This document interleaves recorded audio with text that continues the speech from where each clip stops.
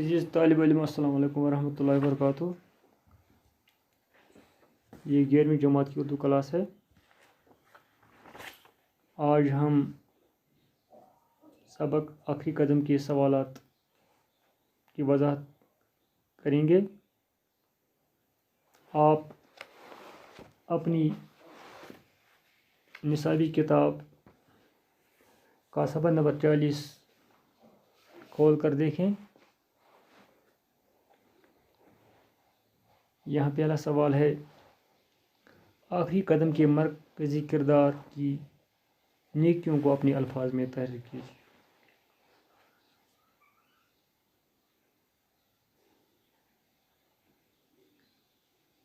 آخری قدم کا مرکزی کردار ایک مثالی نیک آدمی ہے. وہ بہت دولت مند آدمی ہے اور اس کا نظریہ ہے کہ دولت اس کے پاس خدا کی امانت ہے جو خدا کے بندوں پر خرچ کرنے کے لیے اس نے عطا کی گئی ہے. یہ نیک آدمی اپنی زندگی کی بنیادی ضروریات کو سادگی سے پورا کرتا ہے اور اپنی دولت کو ضرورت مندوں، محتاجوں، بیواؤں، غریبوں پر خفیہ طور پر خرچ کرتا ہے. یہ ایک ہاتھ سے دیتا ہے، دوسرے ہاتھ کو خبر نہیں ہوتی ہے. اس کے رشتہ دار، اس کے ساتھ رہنے والے اسے کنجوس انسان کہتے تھے کیونکہ وہ سمجھتے تھے یہ نہ روپیہ اپنے پر خرچ کرتا ہے نہ کسی اور پر. سادہ مکان میں رہتا ہے، معمولی کھانا کھاتا ہے، پھٹے کپڑے پہنتا ہے. لیکن یہ مرکزی کردار اس کہانی کا جو مثالی نیک آدمی ہے، کبھی یتیم کی مدد کرتا تھا، کبھی مدرسے کو خیرات دیتا تھا، کبھی کسی بدحال تاجر کی مدد کرتا تھا اور اس نے اپنی ساری دولت لوگوں کی بھلائی کے لیے خرچ کی. اور یہی اس کہانی آخری قدم کا مرکزی کردار ہے. اب ایک اور سوال اس سبق کا ہے: ڈاکٹر ذاکر حسین کی زندگی کے حالات اور ادبی خدمات پر نوٹ لکھیے. آپ اپنی کتاب پر صفحہ نمبر 34 اور 35 پر یہ مفصل نوٹ لکھ سکتے ہیں. اس کے بعد مندرجہ ذیل جملوں کی وضاحت کیجیے. پہلا جملہ: ایک وقت ہنڈیا چڑھی تو 3 وقت کے کھانے کا انتظام ہو گیا.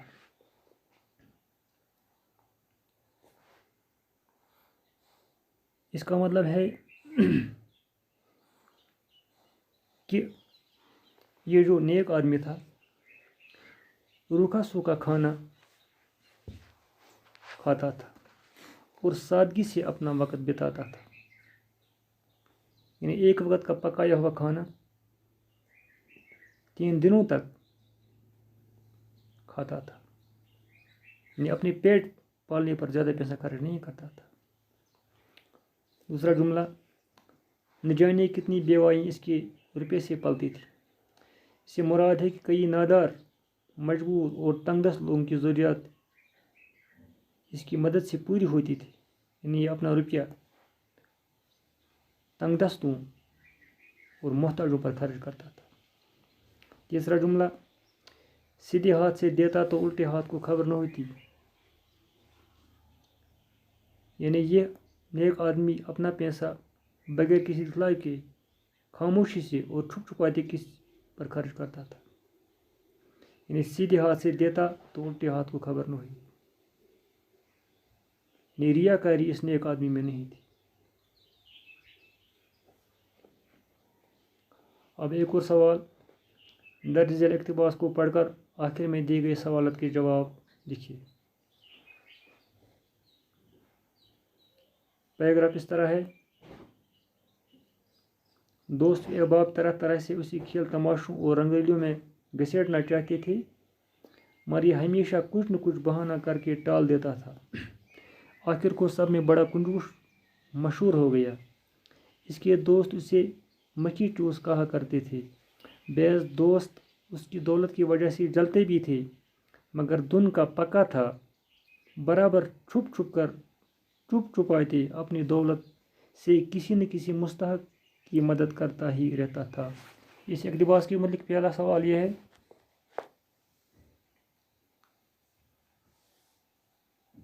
तीन अल्फाज हैं, टाल देना, रंगरेलियाँ, धुन का पक्का।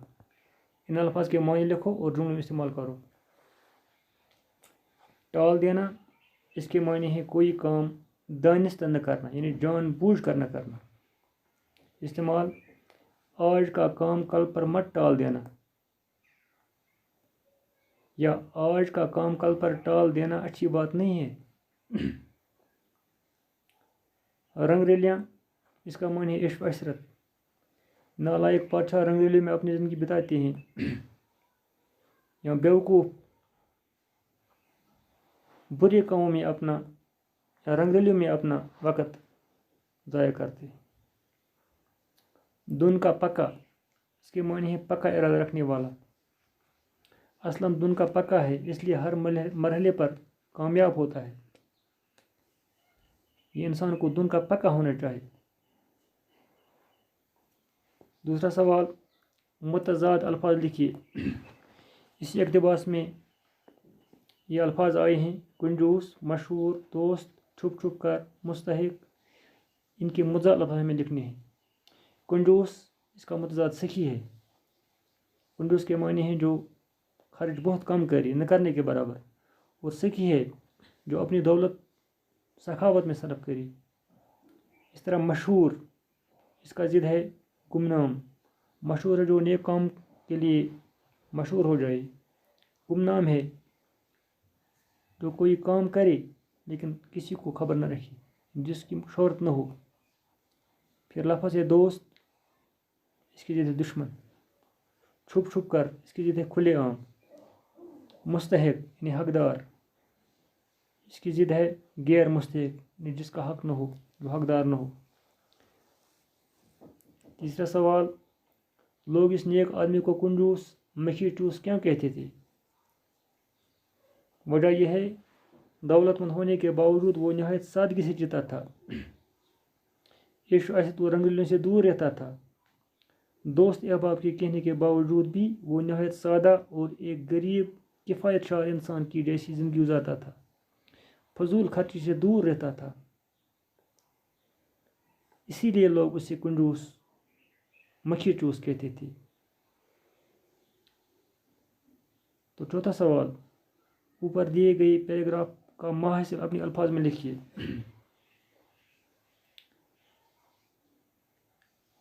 जवाब, ये इक़्तिबास डॉक्टर ज़ाकिर हुसैन के मज़मून आखिरी कदम से लिया गया है। इसमें डॉक्टर साहब इस मज़मून के मरकज़ी किरदार यानी नेक आदमी का जिक्र करते हुए लिखते हैं कि उस नेक आदमी को इसके दोस्त अहबाब रंगरेलियों और अयाशियों के लिए उकसाते थे और चाहते थे कि वो अपनी दौलत खूब खर्च करे, लेकिन वो उनकी बातों में नहीं आता था और कोई न कोई बहाना करके उनकी बातें टाल देता था। उसके दोस्त उसे कंजूस आदमी कहते थे। कुछ दोस्त तो उसके दौलतमंद होने की वजह से इसे जलते थे, यानी वो समझते थे कि ये नेक आदमी अपनी सब दौलत जमा करके रखता है, न खुद पर खरीदता है न किसी को देता है। लेकिन वो नेक आदमी अपने इरादे का पक्का था और लगातार छुप छुप कर मोहताजों और ज़रूरतमंदों की मदद करता रहता था। यानी वो कंजूस बखील नहीं बल्कि सखी आदमी था। इसके बाद आप अपनी किताब का सफ़ा नंबर 41 निकालें। यहाँ मुख्तलिफ़ हरूफ जो हैं, हरूफ की किस्में जो हैं, उनकी वजाहत की गई है और मिसालें देकर समझाया गया है। पहले हरूफ अतफ़ है जो दो इसमों, दो फ़ेलों या जुमलों का उसमें लाते हैं। مثلاً اور وہ پھر کر کے وغیرہ. حروف علت جو سبب ظاہر کرتے ہیں، مثلاً اس لیے، لہذا، بنا بری، کیونکہ، تاکہ، سو وغیرہ. حروف تعجب و انبساط ایسے حروف جو تعجب یا خوشی کے موقع پر بولے جاتے ہیں، مثلاً آہا، اللہ اکبر، واہ واہ، اوہو.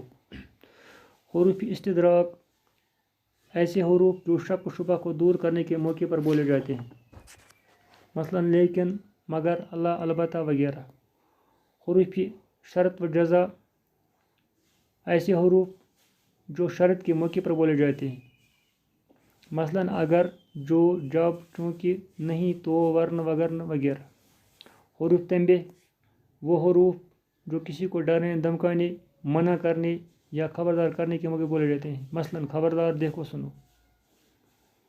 اب نیچے 10 جملے دیے گئے ہیں اور سوال ہے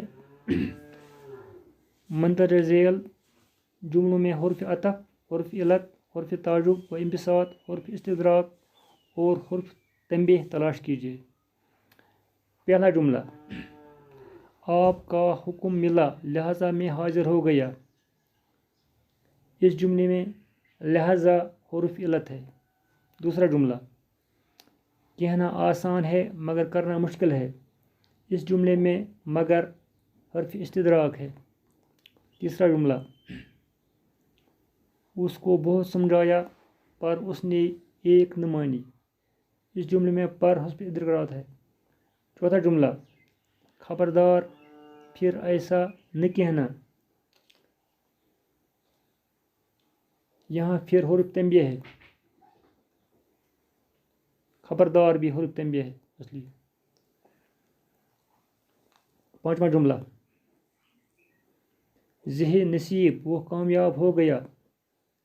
ذہ نصیب حروف تعجب انبساط ہے. چھٹا جملہ، وہ بدچلن نہیں، البتہ فضول خرچ ضرور ہے. یہاں البتہ حرف استدراک ہے. ساتواں جملہ، چونکہ وہ محنت نہیں کرتا اس لیے فیل ہو گیا. اس لیے یہاں حروف علت ہے. آٹھواں جملہ، اوہو، بہت دیر ہو گئی. اوہو اس جملے میں حرف تعجب انبساط ہے. نواں جملہ، ماشاء اللہ، آپ ہر فن مولا ہیں. ماشاء اللہ حرف تعجب انبساط ہے. دسواں جملہ، دیکھو، وہ جانے نہیں دے گا. دیکھو اس جملے میں حرف تنبیہ ہے. اس طرح اس سبق کے سوالات مکمل ہوئے. صرف ایک خط جو آپ خود لکھ سکتے ہیں کہ اگر آپ کا کوئی ساتھی آگ لگنے سے زخمی ہو گیا تو اس کے باپ کی خدمت میں اس کی ہمدردی کے اظہار کے لیے خط لکھنا ہے. تو یہ آپ خود بھی لکھ سکتے ہیں. باقی شکریہ.